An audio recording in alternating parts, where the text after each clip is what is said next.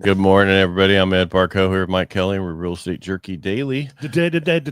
How was your hello, everybody. Hello, everybody. Mike Kelly here with Ed Parcaut. We're Real Estate Jerky Daily. Your meeting yesterday? Well, it was a tour of just my listings. We had 4 homes on tour, and I actually got quite a few people to come on tour, which was nice. Well, they had nothing else to do. Well, they don't have anything else to do, but a lot of them will go pretend like they're doing something else and not go on tour. And I cried out. I cried out and said, one way we can stand above the rest is actually go on tour and look at these people's homes as this market changes. So, and I'm looking forward to the feedback that they're going to give me when they finally turn in all their paperwork. Well, I've had more people in the last few days call me to get qualified. Oh, that's good. So, yeah. Well, and I had 3 showings yesterday afternoon on 501 Hamden after it sat for 7 days with no showings. So that was, and then this one person they're very interested. So I'm going to send them all the work that's been done. Okay. All right. You want to do your I'll do a little thing since I'm ready. I'm ready for my little things. That's all only thing I can ever say. 883 active listings in Stanislaus County. And yesterday at our sales meeting, we talked about just the active listings in Modesto. 302 active listings in Modesto, but all of Stanislaus County has 883. We have closed sales through the end of the. How many houses are in Modesto? 75 million and 2. Yeah, a lot more than 302. I'll tell you that. Well, we should know our mark. We should know exactly how many homes. Well, let me. I don't even know how many people are actually living in Modesto because the sign on the freeway hasn't been changed in a while. That's very true. I'll ask AI. It probably doesn't know.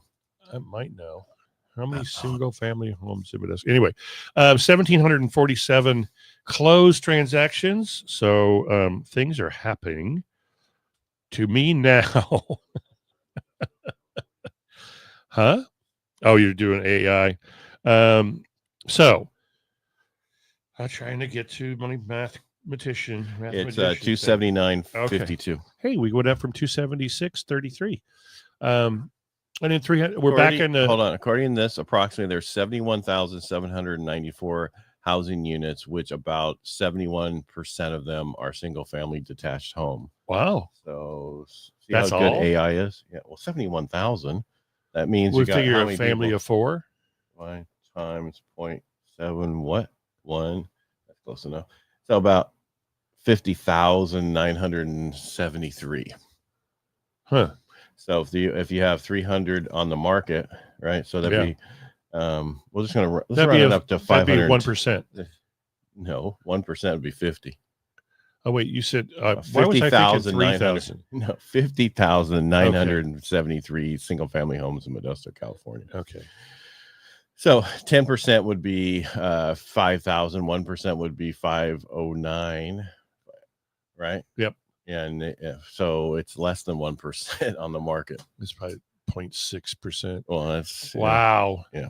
Well, and so that's why prices Math's haven't our thing, changed as you much. can tell. Yeah, prices haven't changed much, even though we're reading all these articles about prices dropping and stuff like that. Just not really happening in our market.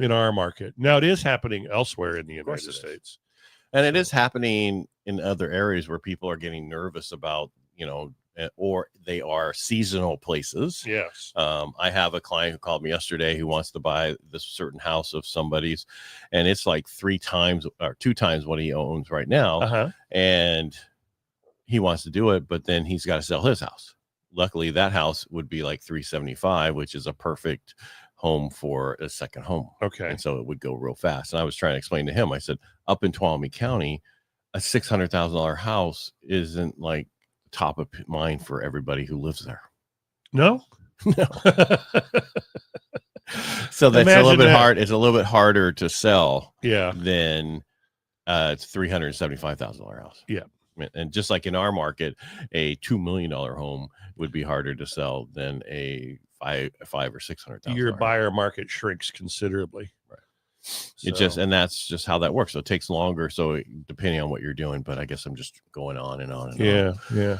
All right. What do I have today? How did yesterday go for you? Well, yesterday was CPI, came almost as expected. Wow. One part was up a little bit, but that was mainly because a year ago there was no change and it was like almost a zero. So we showed an increase. I think it was instead of 2.4, it was 2.7 for the number, which kind of thrown, but all the other numbers associated with the core and everything else came in as expected or below. So it's kind of a fluke so it's not as bad as what people thought. So at first we lost a bunch and it stayed away. And today it's come back a little bit. Are you following what I'm getting? Yes. Yeah. Okay. So overall right now, I mean, the Dow's down 183, but that doesn't mean anything. That doesn't mean anything. It's been topsy-turvy all year. That just means find something to buy that's down. Yes. And when that goes up, then sell it or hold on to it. Yes. But we're not a stock trader. All right. So right now, we're only up 2 basis points on the rates. So rates are only better by 2 basis points. What does that mean? Freaking nothing. 10-year sitting at 4.48. That's the thing. Is that 10 years way back up there? So I have a client who his house is being sold. The loan officer on that house, or the company, will just say somebody messed up on the case number ordering and messed up the whole thing. And it's taken an extra almost 2 weeks, supposedly, because I don't know what's true. Okay. I extended it 1 week for nothing because I had some, I can do that. The next week I couldn't do it. So it was $5,000 more in cost for that rate since I locked it. Wow. So I extended it and I said, when do I need to extend it? They told us for sure they'll be closing on Wednesday. Well, today is Wednesday and they're not closing. So when I said we should lock it till Friday, and they told me, no, just lock it till Wednesday. Right. Now I got to go back today, and it's going to probably cost another $700 or more to relock it. Yeah, till Friday. Always lock further than you think, and you know better. I know you. I did. I was trying. The problem is, this file can't take any hits. Right. So anything that costs has to be absorbed by somebody else. And I told them, take it away from his buyer and have the loan officer compensated the company for their mistake. Yep. That cost this client all this money. They can lower their costs. They can do a lot of stuff. It's better to compensate and close than to say, okay, this whole thing just blew up. He's like, I'll give $500 towards it. Oh, geez. Yeah, I mean, the $1,500 that costs to extend because of your guys' mess up, you'll give $500 towards it. Anyway, I guess I don't have to worry about who that is because they'll not watch our show. All right, let me get done because I'm done. Let's see. I talked about the mortgage bonds, 10-year. All right, so PPI came out today, a producer price index. It cooled off in June. The headline PPI was flat at 0% versus they thought it was going to come in at 2% expected. Okay. I know these are real small numbers, but remember, Fed wants 2% core. They want 2% for the inflation. Okay. That's what their number is. So when we're talking percentages of 1/10, 2/10, it's important to the Fed because they're finally get down there. Exactly. Yeah. Year over year is up 2.3%, below the 2.5 estimate. Core PPI also flat with year over year core easing to 2.6%, down from 3.2%. Okay. Where the other one yesterday was consumer, and that was up. So I think what happens I would think we got to make it, and then we have to give it to the consumer. So I think the consumer number next month will be down. Okay. So on the average, we're looking at roughly about 0.15% monthly inflation, well under the Fed's 2% annualized target.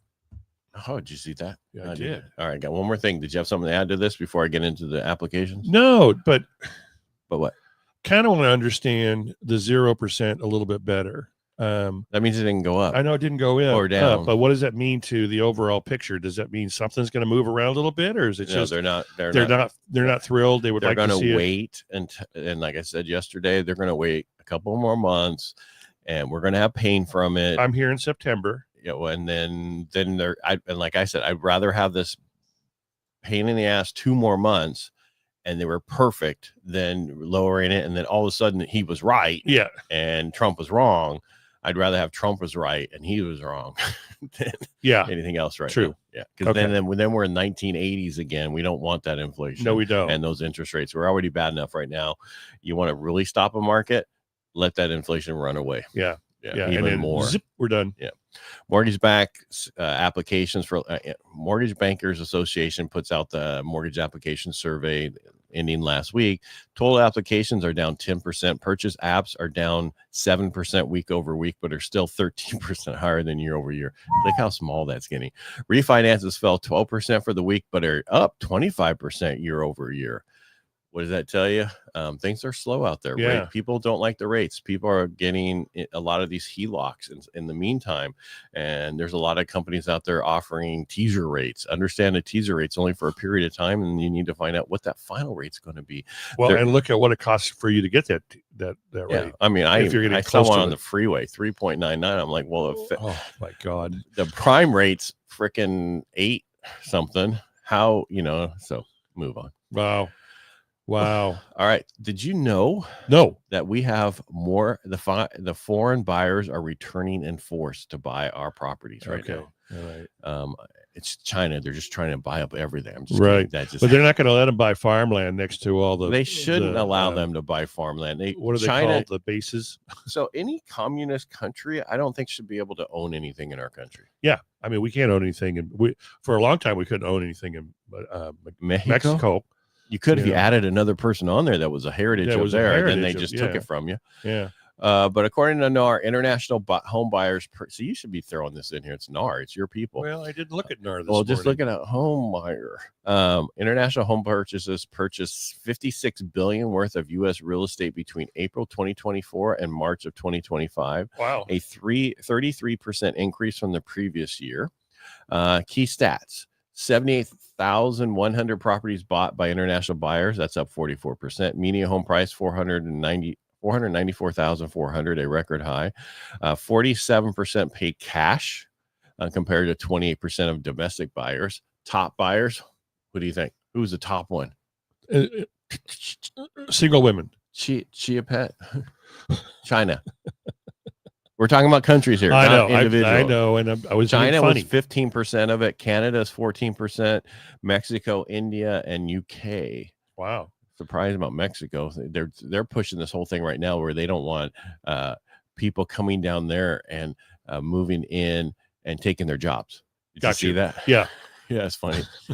But it's okay for the other way. For the other way around, they can come over here. Top destinations. Where do you think the top destination is in the United States? I almost said where it's at. In Spain? No, here where they're buying in the United States. Where do you think? What state are they buying in? The top state? California. Wrong. Wow. Where is it? That was on PBS. The guy they'd ask somebody and he'd like, wrong answer. Yeah. What was that called? I forget. Anyway, Florida leads 21%. It's 15th consecutive year on top.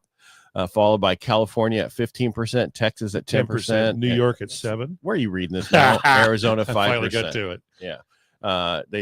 So the base of the quote is foreign buyers are drawn to investing in American real estate in part by our country's strong protection of private property rights, which they don't have in their country. No, we have this in the United States.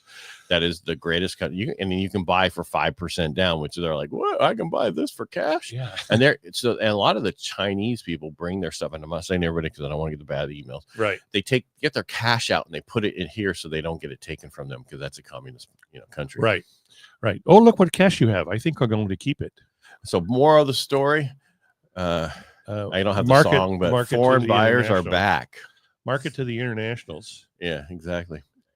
And long story short, we just float because who knows where this is going to be. And wish me luck. Say a prayer that I get this one closed for my clients. That's really nothing to do with me. It has to do with them. And that's about it. Well, was there anything I need to talk about more than that? No. And no.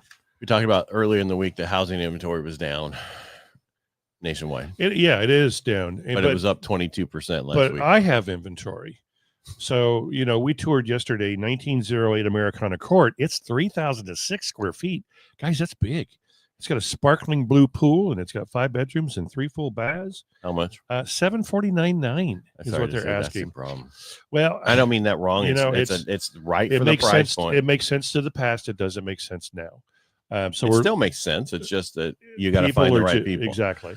So I have a client, which I'm not a real estate agent. I just have the buy, and they're looking for something in the college area. Okay. In around the 750, 800, but it's got to be well done and not a small 1-bedroom house. Let me talk to you. I've got a 1-bedroom home. It's actually got two possible bedrooms. It can't be across from and it can't be across from geese, a school? From geese. Oh, from geese. Well, have you ever been outside and you hear the kids and they sound like you geese. come out at recess and it sounds like a geese 1,806 square feet. Too small.